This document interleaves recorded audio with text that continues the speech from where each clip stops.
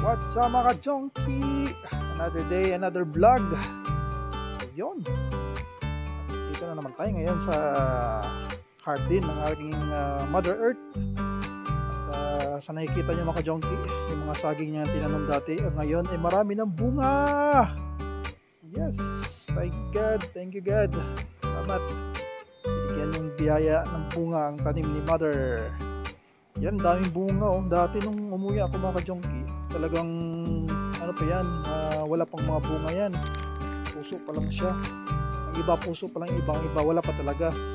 Ngayon ang dami na oh. Grabe. Solid. Kaya salamat talaga sa biyaya ng ating Panginoon dahil binigyan ng maraming bunga at may binta ang ating Mother. Yan, pwede rin pang kain, pwede pang benta. Ang dami na oh. Puti nakasurvive yan kasi ilang araw din na walang ulan-ulan dyan. Maulan man lang pero yung ambon lang. At ano siya oh. Galing, ganda. Yan, sa napansin nyo mga ka-junkie oh. Daming mga garden ni mama wala pang ganang tanim kasi nga naka-harvest lang nakaraan ng mais, kaya halos yung garden pa kayo walang laman.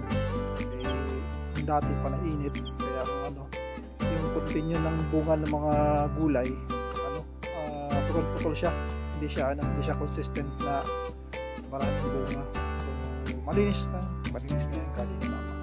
Taniman ulit yan pag tag-ulan. Yan, enjoy watching. Thank you mga ka-junkie. Salamat sa pagpanood, sa support nyo.